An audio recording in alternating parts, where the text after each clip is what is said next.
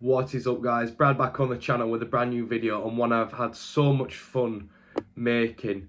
So in this video, pretty much the concept is as said on the title and the thumbnail. Myself and other content creators are going to be giving you guys 3 bold predictions / opinions for the kind of second half of the 23 part of the EFL Championship season.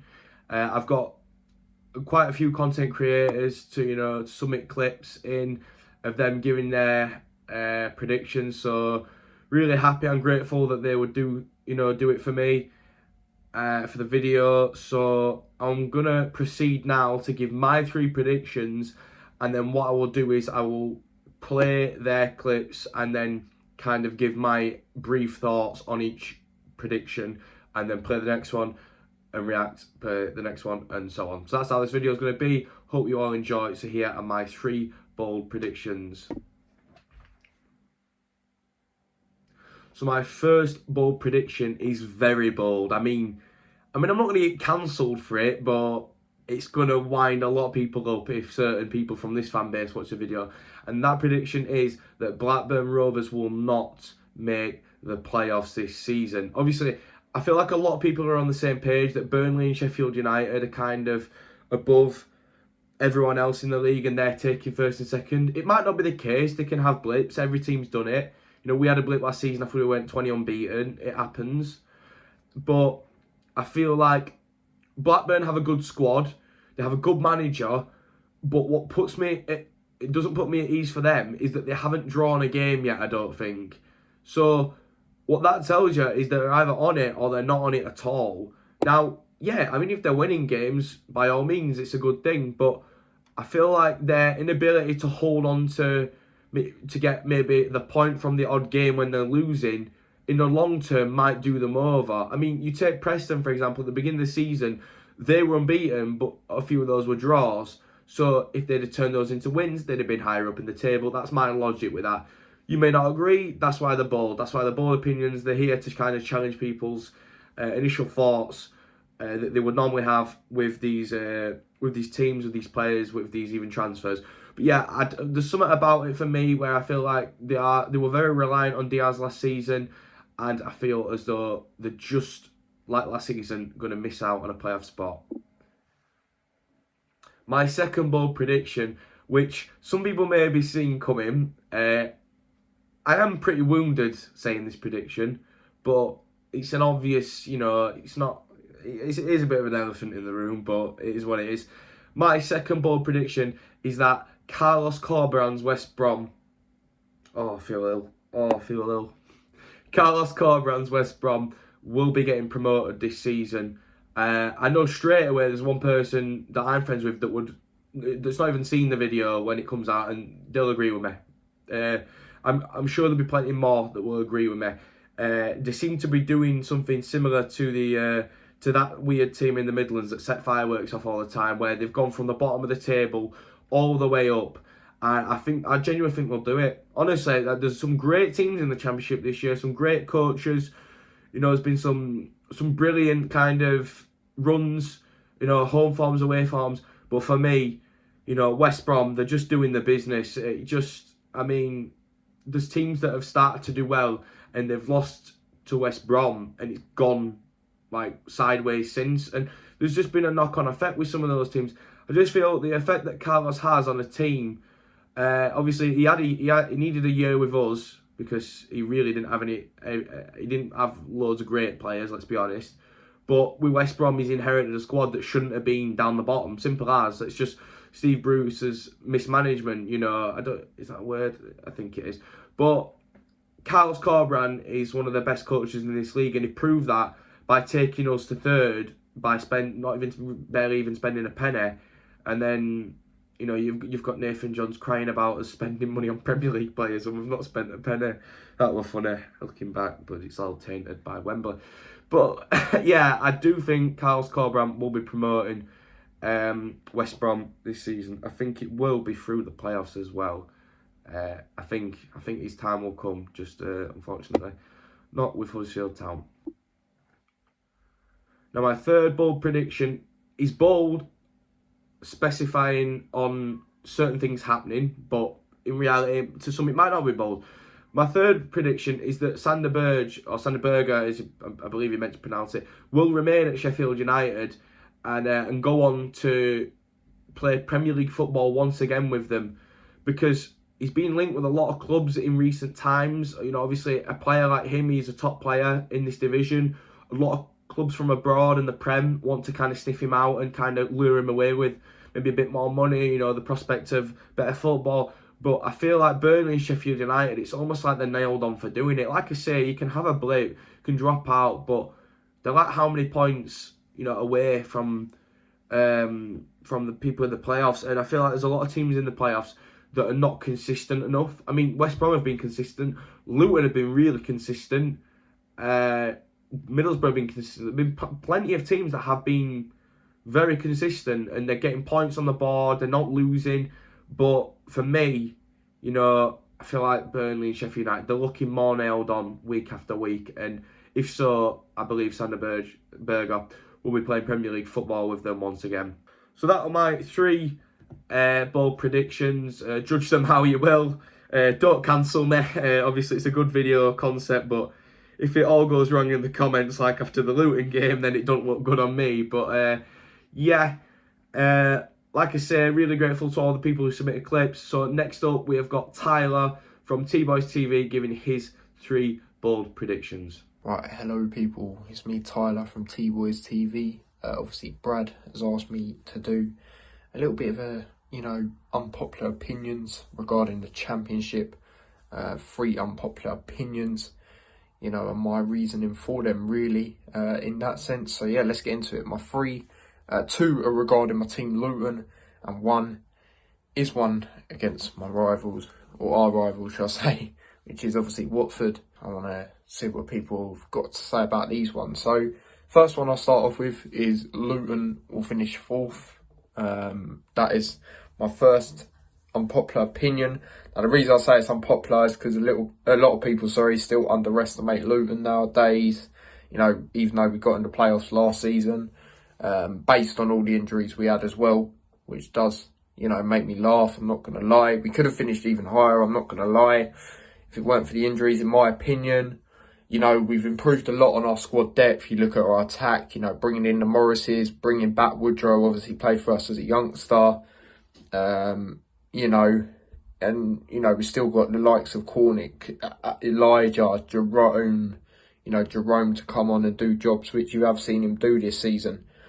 So yeah, I look at that. I look at our whole squad depth, you know, even bringing in Ethan Horvath, obviously was at Nottingham Forest last season. Wasn't the starter, of course, but come on, and every time he did, he put in a really good shift. Did get a bit of a cameo in the playoff final as well.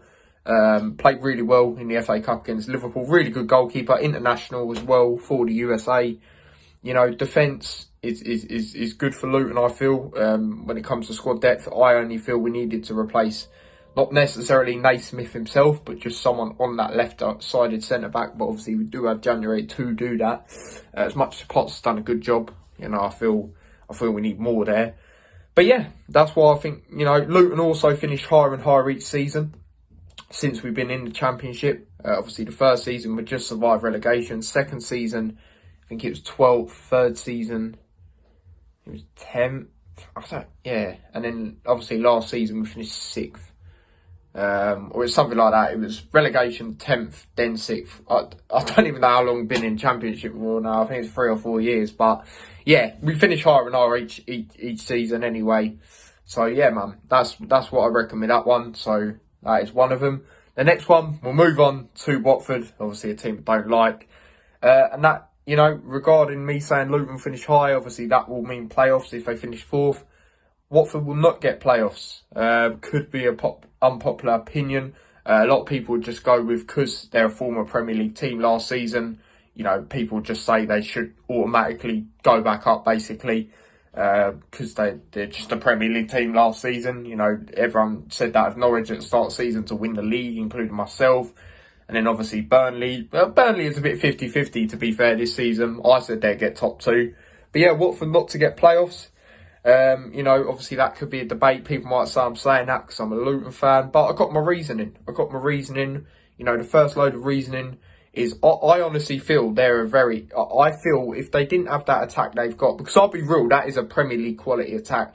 If they didn't have that attack, for me, you know, they would be an average team in the Championship. Because you also look at it, or how I look at it, obviously I don't tend to look at them constantly because I don't really care, but you know, you look, no one's really linked with any other players other than their strikers. You know, obviously Dennis went to Nottingham Forest. Sar's been linked with a lot of teams over the years, never went anywhere as of yet. João Pedro, you know, he's a very good player, I have to admit, but, you know, it's always them that are linked. I don't really see anyone else linked. So, to me, that shows that, you know, they're an average side without that attack as well. You know, and yeah, that's why I think that. Obviously, as well, what they do with managers, we know how they move with managers as well. So that's another reasoning. Bilic is apparently under pressure or might even be going. I honestly think if they didn't beat Norwich, then yeah, he would have probably gone, because you know what their board's like, and it's just not sustainable. And you know, I think you're starting to see it. If you actually look at it properly, that it's just not sustainable, and it can't continue. It can't continue. You know, even when Rob Edwards was there, obviously now the Luton manager, you know, he weren't even doing that bad. He was 1 or 2 points off the playoffs. I can't remember what it was exactly, but it was one of them two. You know, he wasn't doing bad. It was like 10 games in or whatever as well. It don't make sense to me how they sack managers like that. It's just not sustainable whatsoever. So yeah, that's my reasoning for that. And then the last one, you know, again, unpopular opinion, Carlton Morris to be the top scorer in the Championship. Now, my reasoning for this is obviously he's Luton's most expensive ever signing, 2 million. You know, he's another option to that attack. You know, and he's one of them where Elijah obviously had the limelight last season, obviously, because let's be real, he was our main striker. You know, Morris coming in, people are starting to say now Morris is, you know, he's got that number 9 shirt.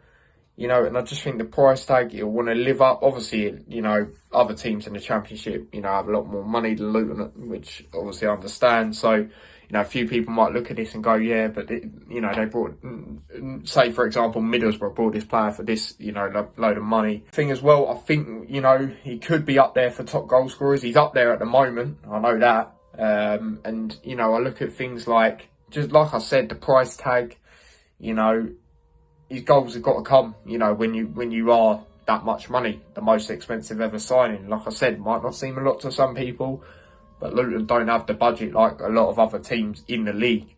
Also, you know, like I said, well, we'll finish. I said on my Championship predictions at the start of the season, obviously before Nathan Jones left, we'll finish 4th. Said my reasoning earlier, so I will stick by it. I will stick by it. So yeah, that's another reason Morris could be up there, because of where we finish. So yeah, man, that's what I'm going to say on that. But yeah, that is my 3 unpopular opinions, obviously for the Championship for Brad. So yeah, big up Brad for letting me doing this. Do this, sorry. So yeah, big up to him. Make sure you subscribe to his channel, turn on the notification bells, all of that. Like, subscribe, you already know the drill. And yeah, if you do want to follow me across any of my socials, literally T-Boys TV is my YouTube channel. And then you can literally find description to everything in my recent stream/video. So yeah, man, big up everyone. Stay safe, take care. Peace. Very interesting indeed from Tyler and his views. So we'll start first off. He thinks Luton Town can finish 4th. Now, I'll be completely honest, when they played us the other night, they didn't look overly special. But as I was kind of humbled in the comments, and I'll openly admit that, it was the 3rd game in something stupid like 6 days. So, you know, like I said, the teams at the top, they get it done. We did it so many times from like corners and stuff, it just gets done. When you're up there and it's all on your side, the ball will just roll to you, you know, and you'll find yourself in a position like Bert did, you know, unmarked. I mean, yeah, it's poor defending. Fotheringham was right, but, you know, he just smashed it into the net, and he's just taken all 3 points like that.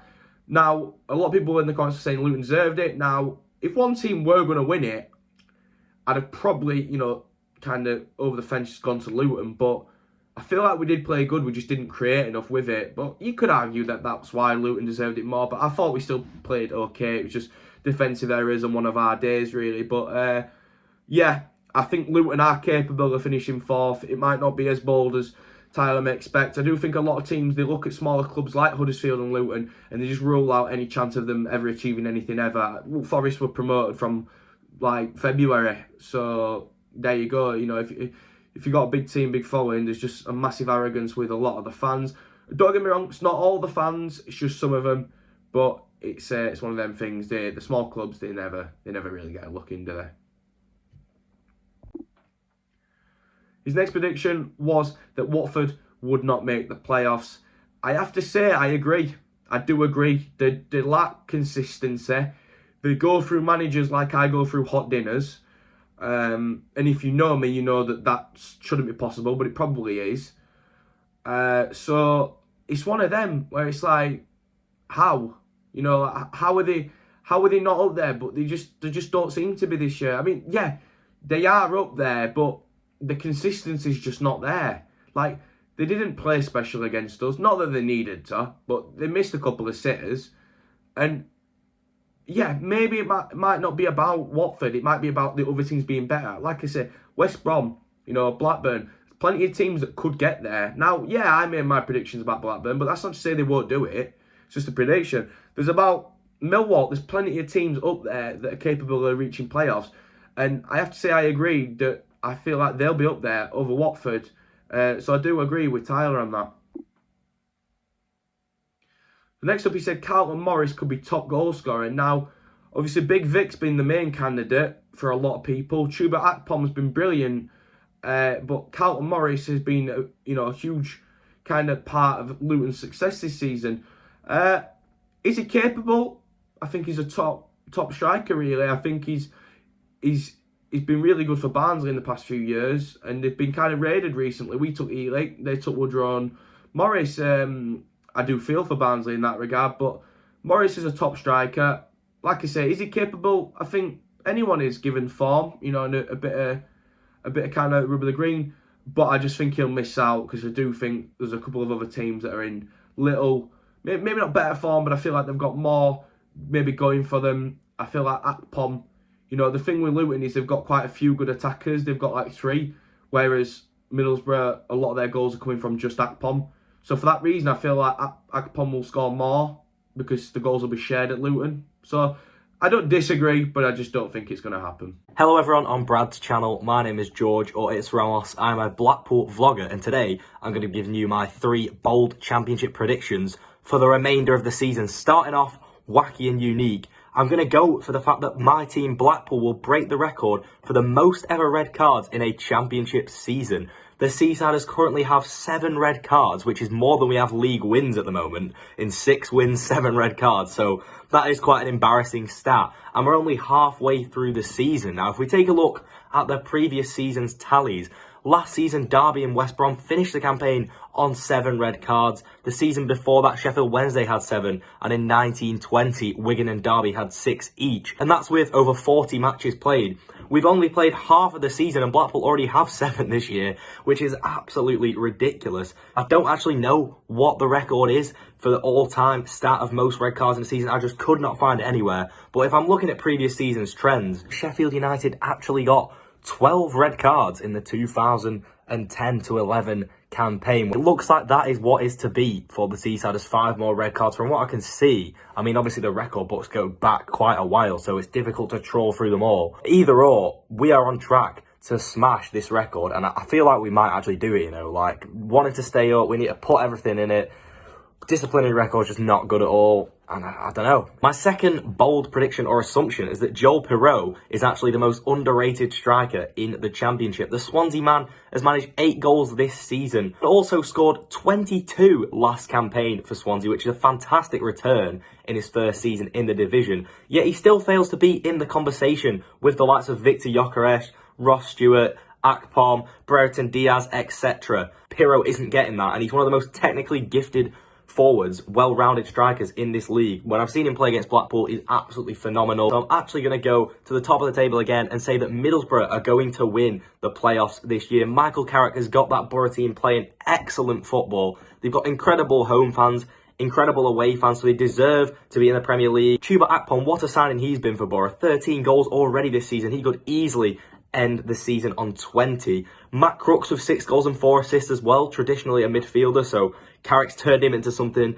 And Ryan Giles at fullback providing 7 assists already. They're on a fantastic run. They've only lost like 1 game in the last however many. The only other team that I think sort of may stand in their way, obviously I've got likes of Watford in the playoffs, Millwall, but I do think West Brom, they're rising. People might not be noticing it, but because they were so far down there when Corberan came in, now they're rising up and they're potentially a big challenger for this. You know, Daryl DK up front, fantastic striker. They've got immense creativity in Swift, Wallace, etc. But I just think that Borough will go all the way and do it at Wembley in front of a sold-out crowd. And yeah, thanks for having me on, guys. So the red card one is very interesting, obviously. Like I said about the Millwall stat on screen, is it likely? I mean, it's hard to get 7 more, but it's certainly possible if they've done it in such a short time. Obviously, a team down at the bottom will be making a lot of last kind of gasp tackles. So it's certainly possible. Blackpool have got a 6-pointer in us in about 2 weeks' time. So I imagine that's going to be cagey. They need the points, we need them as well, probably more so. In fact, I don't know, it's just that close. But it's certainly doable. Do I think it'll happen? I couldn't tell you. Well, I hope it does, just for the sake of breaking a record. And obviously, if it gives Blackpool lower, then it gives Town a better chance of staying up. So his next bold opinion was that Joe Pirro is the most underrated striker in the league. Now, I tipped Pirro to be the top scorer in the league this year. Now, he's not a million miles away, but I feel like with the rise of Obafemi recently, this is what I was saying about Luton. When another person comes into the picture, you've got a good duo by all means, but the individual kind of goal tally fades away, especially when you play a 2-striker formation, which I believe Swansea do. So that's always a factor. You know, Mitrovic scored all these goals last season for Fulham, but he was the lone striker. So it's believable why he got them all, and obviously he's a class Championship player. Now, I do think Perot's very underrated, in truth to be told, but I don't think he's had as good a season as last. But I don't know, it's one of those that you can argue. I totally see where he's coming from, and I would agree that he's underrated, but is he the most? Who knows? You know, I'm undecided on that one, to be fair. Next up, George says that Middlesbrough will win the playoffs. Now, like I say, it's definitely doable. In my eyes, I feel like there's no reason why they can't. You know, he's bang on in saying that they have quality home and away fans. I've seen that and I can testify to that. But like I say, I'm not in court. But like I say, yeah, Middlesbrough, it's going well for him. Like you mentioned with Giles getting all the assists, it's kind of like, you know, Sorba Thomas and us last season. It's just not the same case this season, obviously, with league position. But Middlesbrough have improved drastically since Carrick came in, and there's no reason why they can't win the playoffs. Okay, so my first bold prediction is that Luton will finish in the playoffs. I think they're just as aggressive and intense in terms of the pressing as they were under Nathan Jones, now under Rob Edwards. But I think they're more nuanced in terms of how they use the ball. Some really nice patterns of play. James Bree as an overlapping centre-back looks like a real find. I think they'll add smartly in January. I really like the head of recruitment there at Luton, Jay Sosick as well.